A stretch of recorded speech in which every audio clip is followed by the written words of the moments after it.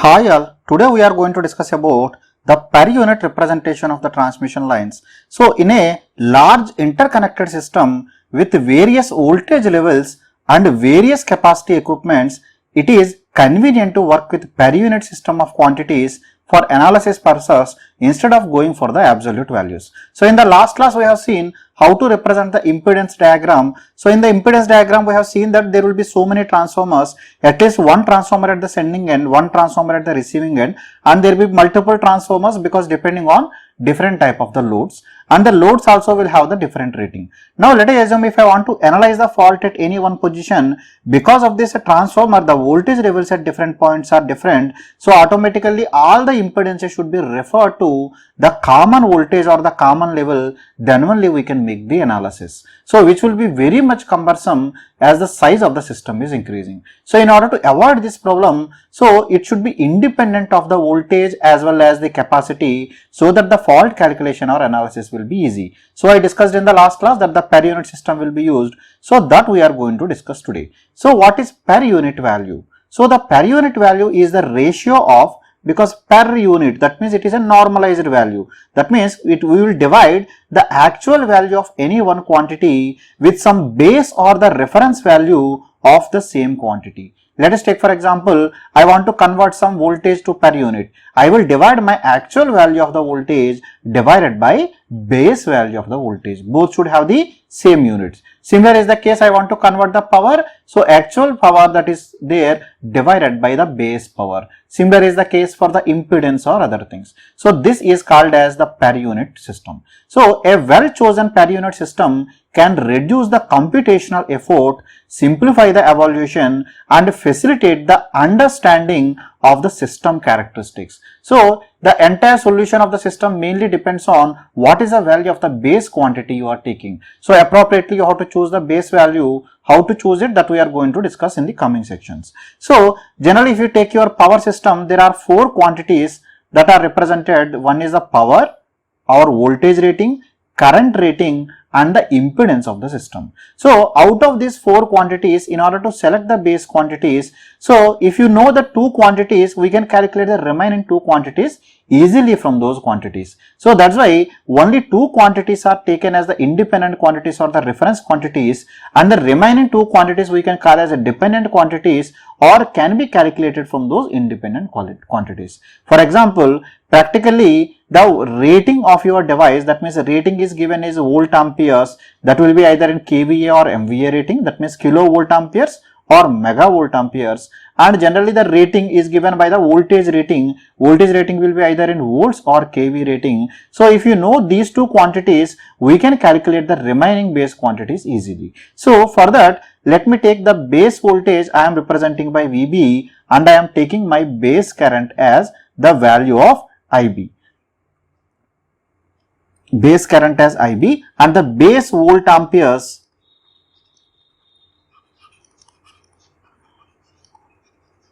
I am taking as volt ampere base, and similarly the base impedance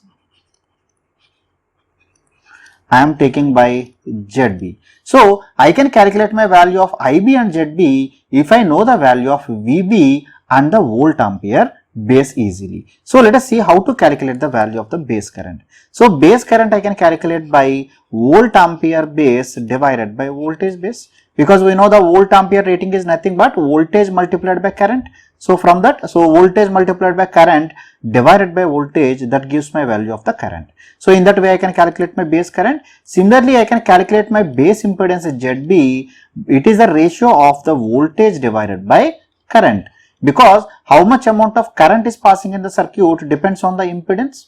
So or we can tell the impedance is nothing but for a given voltage, so voltage divided by current passing through the circuit. When you apply this voltage, that represents your impedance of your circuit. So in that way we can calculate this one. So or otherwise, so this I can represent in terms of these two independent quantities. So this is nothing but V base divided by, what is I base? I base is nothing but volt ampere base divided by V base. So this one I am just replacing here. That means this is equal to volt ampere base divided by V base. So this will become equal to V base square divided by volt ampere base. Using this I can calculate. So that means impedance I can calculate by voltage square divided by the volt ampere rating of the system. So from this I can calculate my per unit value. So per unit value will be equal to actual value divided by base value. Agree with? So we can calculate this one will be equal to actual impedance. This actual impedance is Z, I am taking, divided by the base impedance. So the base impedance I am representing by Z suffix B. So this will be equal to Z multiplied by, so Z divided by Z base. So this is my value of the Z base. So I am just substituting this one here. So this will be equal to volt ampere base divided by V base square. Volt ampere divided by V base square. You can see here Z per unit is directly proportional to the volt ampere rating and inversely proportional to square of the voltage rating. So while calculating the per unit impedance, you have to remember this. So in practice, generally the ratings are mentioned in MVA and kV. So in practice,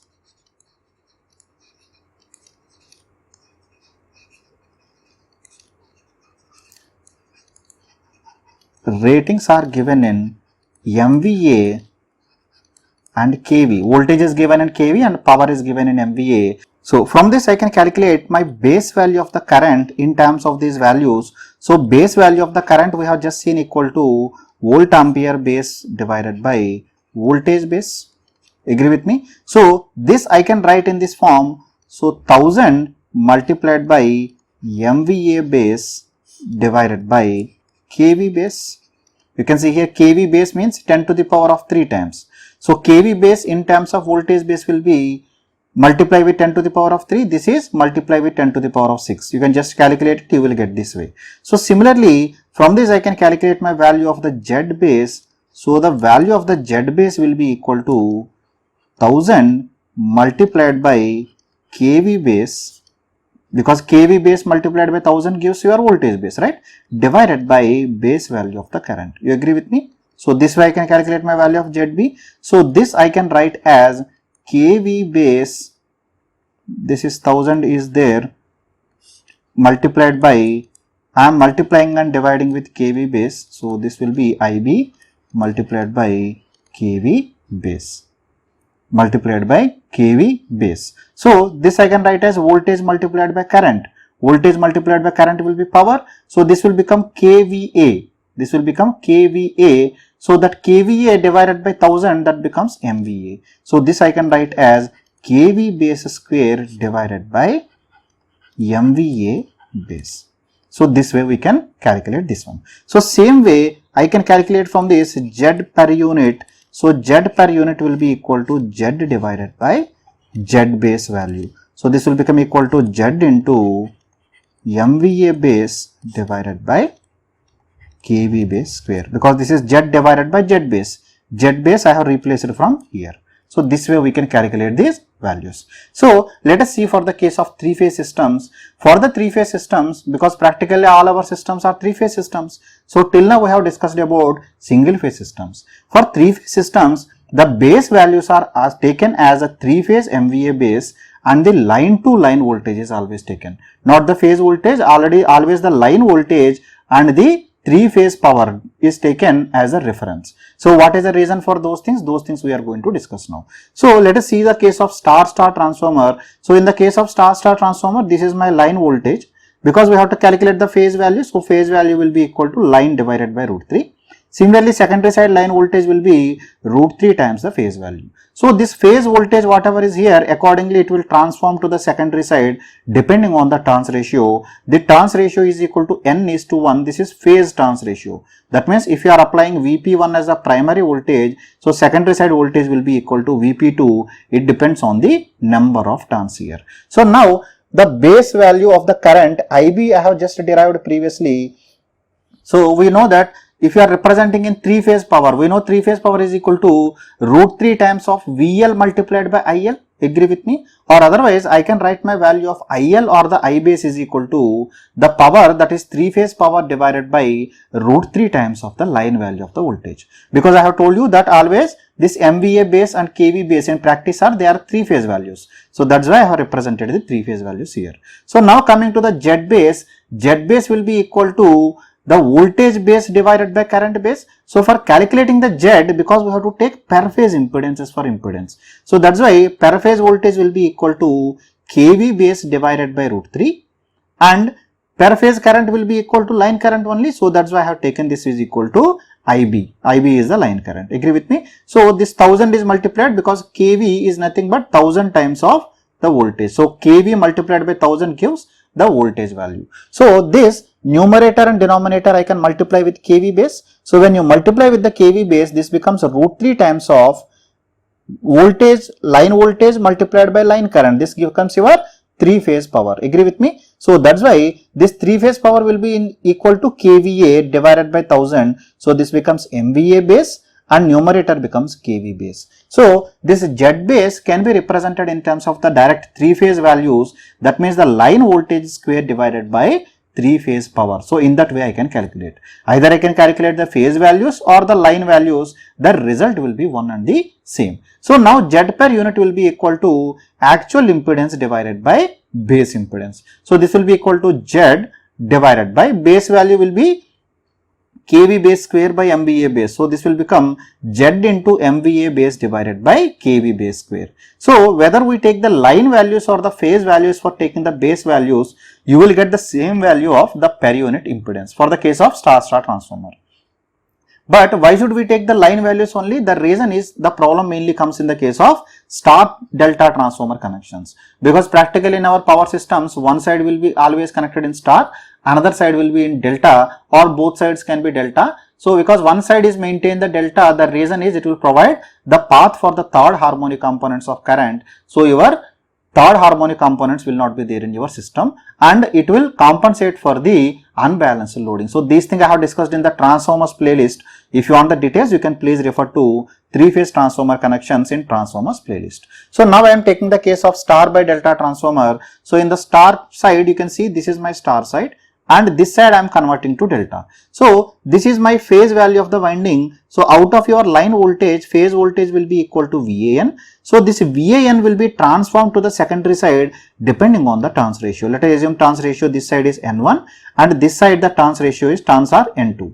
So accordingly the voltage is induced here. In the case of delta, whatever is the phase voltage induced, same thing will be equal to line voltage, but the current is different. So whenever you want to make the analysis, because we are representing by single line diagram or we are representing per phase values or per phase basis we are representing, reason we have discussed in last class. So that's why I have to convert this delta into equivalent star. So if you convert to the equivalent star, in order to get the same voltage what you are getting here, this turns ratio will become equal to N divided by root 3. Because this outside value, line value will be equal to root 3 times of phase value. Agree with me? So if you are dividing N2 divided by root 3, then your line voltage will be proportional to N2. So that's why you are taking N2 by root 3. So the per phase representation will be like this. So primary side is N1. This is primary side phase voltage. Secondary side the turns are virtually represented by N2 by root 3 and secondary side phase voltage is V capital AN and secondary side line currents are IA in the secondary side and primary side I small a or I1, whatever you represent. So let us try to transform the impedance from the secondary side to the primary side or vice versa also the same rule will be applicable. So I am transferring my secondary impedance to the primary side. So the impedance becomes equal to Z1 jas is equal to that is Z2 divided by K square. We already know what is the K. K is nothing but the ratio of secondary turns divided by primary turns. So this is N2 divided by root 3 is the secondary side turns divided by primary turns is N1 square because Z2 by K square. We already know in transformers how to transform the impedance. So when you transform this one, this will become Z2 into root 3 times of N1 divided by N2 whole square. So this I can write as Z2. This N1 by N2 I can represent in sense of the voltage ratios because while calculating all the calculations we are having voltage, power, current, those things only. So that's why this can be represented as root 3 times of phase voltage in the primary side, because this is a turns ratio or phase turns ratio, agree with me? So phase voltage in the primary side divided by phase voltage in the secondary side. Phase voltage in the primary side divided by phase voltage in the secondary side. So this phase voltage in the secondary side, please remember, this is corresponding to N2. So we know that in the delta side, phase voltage is equal to line voltage. So that's why this phase voltage 2 will be equal to line voltage 2. Whereas in the case of star side, the line voltage will be equal to root 3 times of the phase voltage. So this will be equal to root 3 times of V phase 1 becomes equal to VL1. That means if you want to transform the impedance from secondary to primary side, we should not take the phase voltage ratios, we have to take the line voltage ratios. Then only it is properly transferring from the secondary side to the primary side.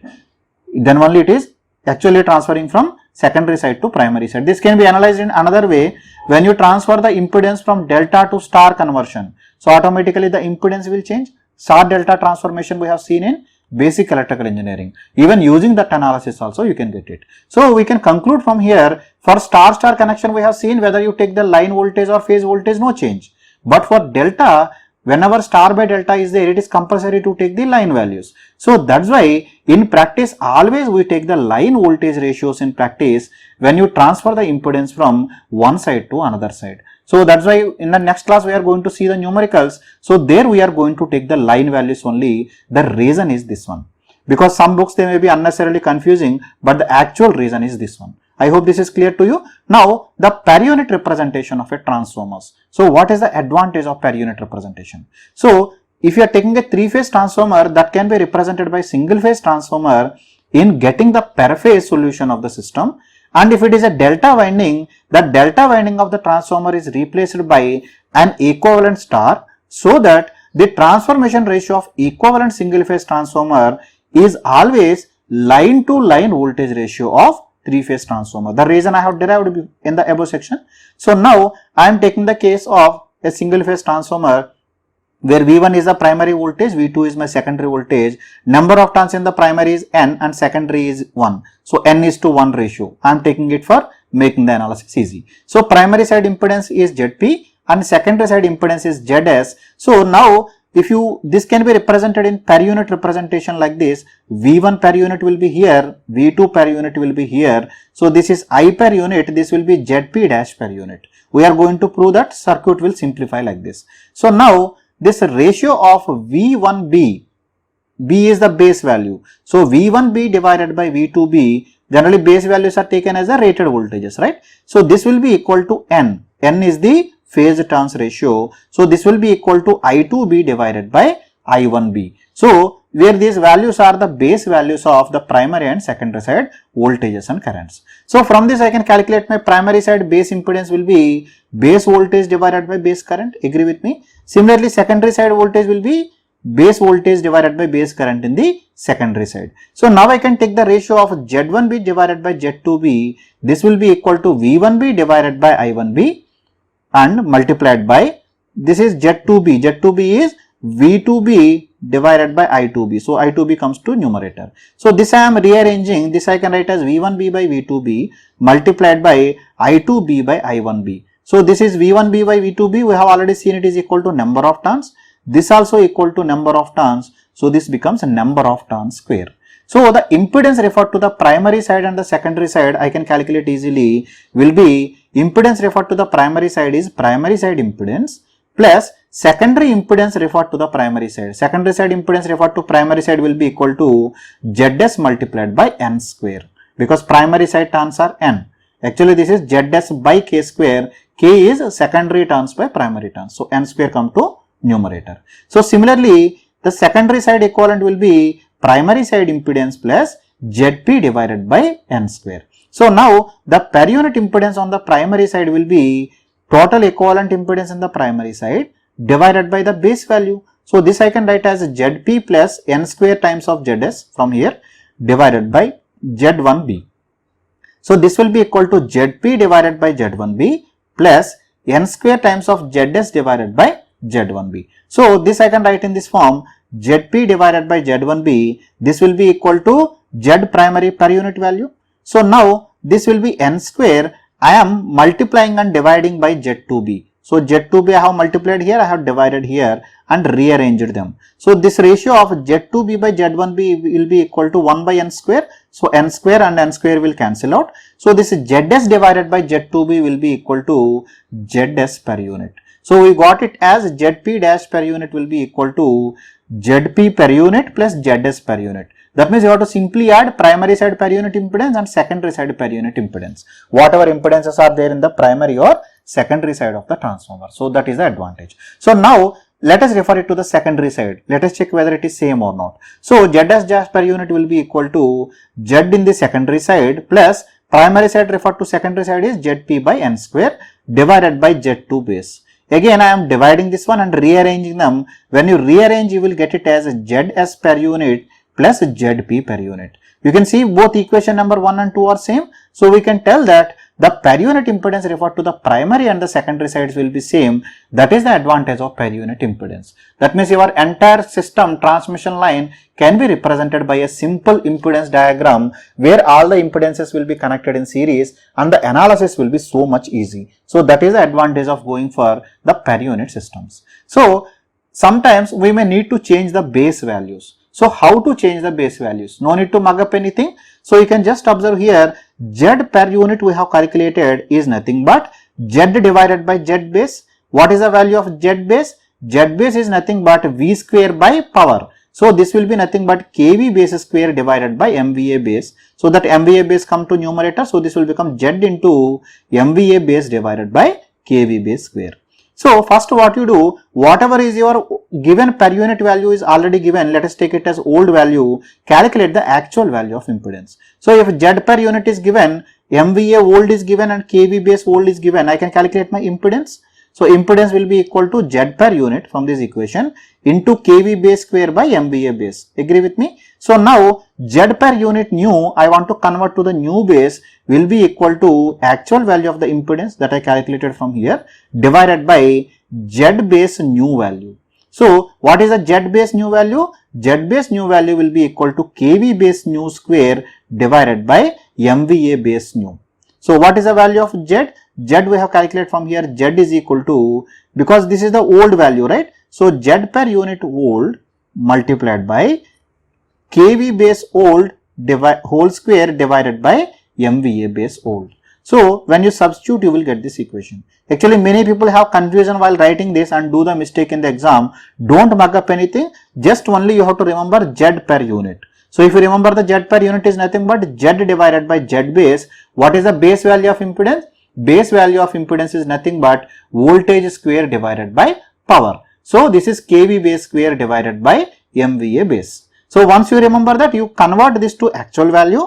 So that actual value, from the actual value you calculate the new per unit impedance. So that will be very easy. That means I have converted this to the actual value, then divided by Z base new value.